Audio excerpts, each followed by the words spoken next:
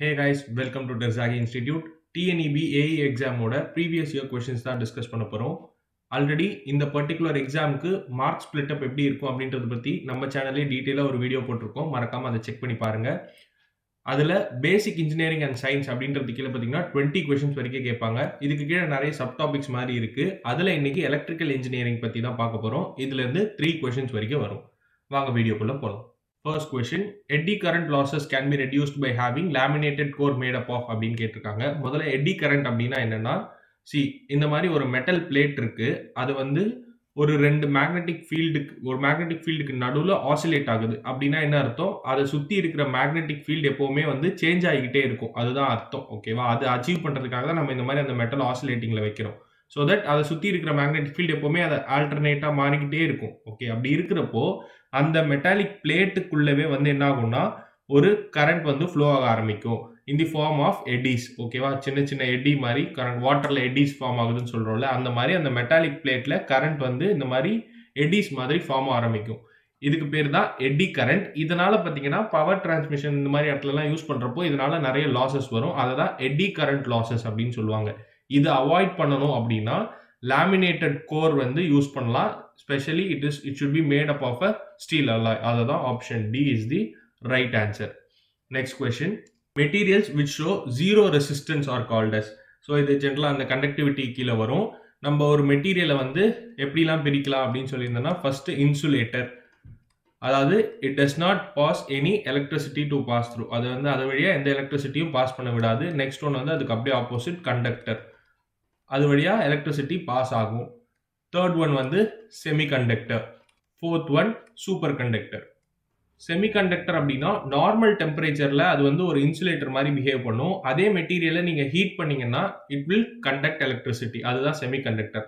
Super conductor அப்படின்னா ஒன்றும் special மெட்டீரியல்லாம் கிடையாது. இந்த கண்டக்டரே தான், ஆனால் வெரி லோ டெம்பரேச்சரில் நீங்கள் மெயின்டைன் பண்ணீங்கன்னா அப்போது ஜீரோ ரெசிஸ்டன்ஸில், அதாவது கொஞ்சம் கூட அந்த கரண்ட் ஃப்ளோவை எதிர்க்காம ஜீரோ ரெசிஸ்டன்ஸில் உங்களுக்கு வந்து எலக்ட்ரிசிட்டியை பாஸ் பண்ணும். அந்த மாதிரி மெட்டீரியல்ஸ் எல்லாம் வந்து சூப்பர் கண்டக்டர்ஸ் அப்படின்னு சொல்லுவோம். ஸோ எங்கேயுமே அதை தான் கேட்டிருக்காங்க. ஜீரோ ரெசிஸ்டன்ஸில் பாஸ் பண்ணக்கூடிய மெட்டீரியல்ஸ் என்ன சொல்லுவோம்னு, it is superconductor. Option ஏ.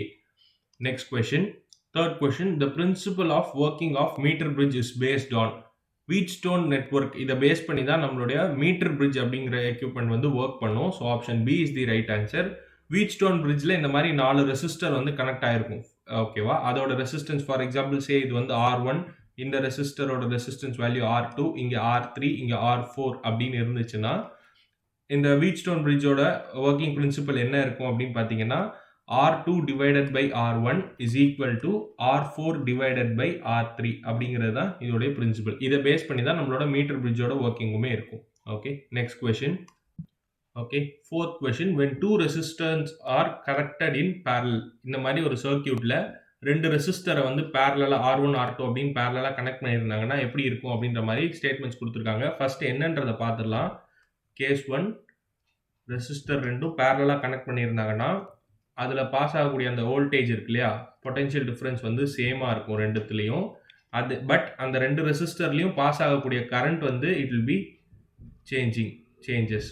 அதே மாதிரி ஈக்விவேலண்ட் ரெசிஸ்டன்ஸ்னு ஒன்று இருக்குது. மொத்தமாக இது ரெண்டுத்தையும் சேர்த்து ஓவராலாக எவ்வளோ ரெசிஸ்டன்ஸ் வந்திருக்கும் அப்படின்ற மாதிரி அது எப்படி கண்டுபிடிக்கலாம்னா, it is the sum of reciprocals. அதாவது 1/R equivalent resistance is equal to 1/R1 plus 1/R2 அப்படிங்கிறது. இது எல்லாமே ஃபார் கேஸ் 1, தட் இஸ் பேரலாக கனெக்ட் பண்ணியிருந்தா. அதே மாதிரி அப்போ கேஸ் 2 ஒன்று இருக்கும். என்னது? சீரீஸில் கனெக்ட் பண்ணியிருந்தாங்கன்னா. ஓகே, அதாவது ஸோ இங்கே இப்படி இருக்குது R1 அப்படின்னா இது பக்கத்துலேயே வந்து R2 இந்த மாதிரி சீரீஸில் கனெக்ட் பண்ணியிருந்தாங்கன்னா அப்போ என்ன மாதிரி இருக்கும்னா உங்களுடைய potential difference it will be changing. ரெண்டுத்துலேயும் வேறு வேறு இருக்கும். பட் அது வழியாக பாஸ் ஆகக்கூடிய கரண்ட் வேல்யூ வந்து it will be same. At the same time equivalent resistance ரெண்டுத்தையும் சேர்த்து இந்த ரெண்டுத்தையும் சேர்த்து ஈக்விவேலண்ட் ரெசிஸ்டன்ஸ் எவ்வளோ வரும் அப்படின்னு சீரீஸில் கனெக்ட் பண்ணியிருக்கப்போ கேட்டாங்கன்னா டைரக்ட் சம். ஓகே, அப்படியே சம் பண்ணணும். ஃபைன். இப்போ நமக்கு வந்து என்னன்னா பேரலல்ல இருக்கிறத தான் செக் பண்ண சொல்லியிருக்காங்க. Current through each must be same. கரெக்டா? இல்லை, கரண்ட் வந்து சேஞ்ச் ஆகும்னு பார்த்துருக்கோம். So first option wrong. The voltage across each must be same. Correct. Case 1 பேரலல்ல வோல்டேஜ் வந்து சேமாக இருக்கும் 2 ரெசிஸ்டர்லையும் பார்த்தோம். So option B is the right answer. மீதி இதையும் வேணா செக் பண்ணிக்கோங்க. Their combined resistance equal to the sum of the individual value. இல்ல ரெசிப்ரோக்கல் ஆஃப் சம் ஆஃப் அப்படின்னு அர்த்தம். கம்பைன்ட் ஈக்விவலென்ட் ரெசிஸ்டன்ஸ் எல்லாம் ஒன்று தான். ஸோ ரெசிப்ரோக்கல் சம் தான் வரும் பேரலலுக்கு. சீரீஸில் கனெக்ட் பண்ணியிருந்தா தான் டேரெக்டாக சம் அப்படின்றது வரும். Each must have same resistance, அதுவுமே தப்பு, வேறு வேறையும் இருக்கலாம். So option B is the right answer. Next question, 5th question, a transformer அப்படின்னு சொல்லி கொடுத்துருக்காங்க 4 ஆப்ஷன். நிறைய பேர் டிரான்ஸ்ஃபார்மர் அப்படின்னா ஏசி கரண்ட்டை டிசி கரண்ட்டாக மாற்றும் அப்படின்னு புரிஞ்சு வச்சுட்டு இருக்கீங்க. It is wrong. ஏசி கரண்ட்டை டிசி கரண்ட்டாக மாற்றக்கூடியது வந்து எதுன்னு பார்த்தீங்கன்னா ரெக்டிஃபயர். ஓகே, பட் டிரான்ஸ்ஃபார்மரோட ஒர்க் என்ன அப்படின்னா it completely works with AC voltages or AC current. என்ன பண்ணுன்னா வோல்டேஜை வந்து ஏசி கரண்ட்டோடதே ஆல்டர் பண்ணிகிட்டே இருக்கும். அதாவது ஒன்று அந்த வோல்டேஜை ரைஸ் பண்ணும், இல்லைனா கம்மி பண்ணும். அப்போ எங்கே சார் இதோட யூஸ் இருக்கும் அப்படின்னா, சே ஃபார் எக்ஸாம்பிள் டிஸ்காம்ஸ், அதாவது டிஸ்ட்ரிபியூஷன் கம்பெனிஸ்னு சொல்லுவாங்க. கரண்ட்டை ப்ரொடியூஸ் பண்ணி அதை எல்லாருக்கும் சப்ளை பண்ணக்கூடிய கம்பெனி. அந்த இடத்துல என்ன பண்ணுவாங்கன்னா வோல்டேஜை வந்து இன்க்ரீஸ் பண்ணிட்டு நமக்கு சப்ளை பண்ணுவாங்க. அதுக்கு பேர் ஸ்டெப் அப். அதே அந்த இடத்துல ஒரு டிரான்ஸ்ஃபார்மர் அந்த வேலையை பண்ணும். அதே நம்ம வீட்டுக்கிட்ட இருக்கிறதுலாம் என்ன பண்ணுன்னா ஹை வோல்டேஜில் இருக்கிறத நம்ம வீட்டுக்குள்ள இருக்க எலக்ட்ரானிக் அப்ளையன்சஸ் யூஸ் பண்ணக்கூடிய அந்த லெவல் ஆஃப் வோல்டேஜுக்கு இறக்கி நம்ம கிட்ட கொடுக்கும். அதுக்கு பேர் ஸ்டெப் டவுன் டிரான்ஸ்ஃபார்மர். ஸோ இதுதான் 2 வேலையுமே அது பண்ணும். அப்போ option D will be the right answer. Step up or step down AC voltages தான் வந்து பண்ணும் டிரான்ஸ்ஃபார்மர். ஸோ இந்த ஸ்டெப் அப் ஸ்டெப் டவுன் ஆக்ஷன்லாம் எப்படி அச்சீவ் பண்ண முடியுதுன்னா இந்த வைண்டிங்ஸை வந்து அதுக்கேற்ற மாதிரி ஆல்டர் பண்ணுவாங்க. அதுவுமே ஒரு ஸ்பெசிஃபிக் ஃபார்முலா இருக்குது. That is Vp divided by Vs is equal to Np divided by Ns.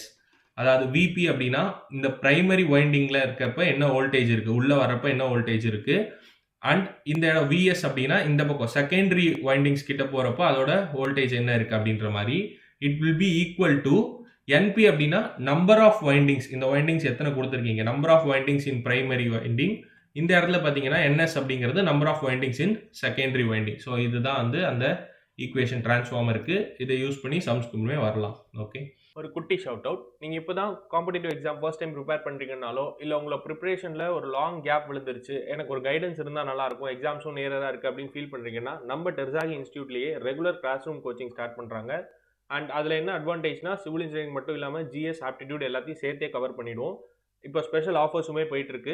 உங்கள் ஃப்ரெண்ட்ஸ் யாராச்சும் காம்படிட்டிவ் எக்ஸாம் ப்ரிப்பேர் பண்ணுறாங்கனாலும் அவங்களுக்கும் மறக்காமல் இதை ரெஃபர் பண்ணுங்கள். For more details contact 9751200200. 6th question, Ohm's law is applicable only when. So Ohm's law அப்படின்னா என்ன? current is directly proportional to voltage. எப்பன்னா only when the temperature is constant. Option B is the right answer. அதே மாதிரி study current தான் அதில் flow ஆகிட்டு இருக்கணும். ஓகேவா, இது ரெண்டுமே அது அந்த Ohm's lawக்கான condition. Next question, a polyphase generator generally produces a polyphase current. அவ்வளோதான். ஓகேவா, அதாவது 2 phase 3 phase சிங்கிள் ஃபேஸ்லாம் சொல்கிறோம் இல்லையா அந்த ஜென்ரேட்டர்ஸில், அது வந்து அந்த ரெஸ்பெக்டிவ் கரண்ட்டை வந்து ப்ரொடியூஸ் பண்ணும். ஓகே, பாலிஃபேஸ் ஜென்ரேட்டர் வந்து பாலிஃபேஸ் கரண்ட்டை ப்ரொடியூஸ் பண்ணும். Next question, current density J அப்படின்னா quantity of charge passing per unit time through unit area அப்படிங்கிறது தான் வந்து பார்த்தீங்கன்னா கரண்ட் டென்சிட்டி. ஸோ இந்த Q by T அப்படிங்கிறது ஒன்றும் இல்லை, which is nothing but electric current I. So அதை வந்து இப்படியும் எழுதலாம், I by A அப்படின்னு எழுதலாம். இதுவுமே கரண்ட் டென்சிட்டியை தான் குறிக்கும். ஸோ இந்த 2 கேஸுமே பார்த்தீங்கன்னா அப்ளிகபிள். அதனால option C is the right answer. Next question, 9th question, the resistance of a conductor with the diameter of 2 mm is 20 ohms.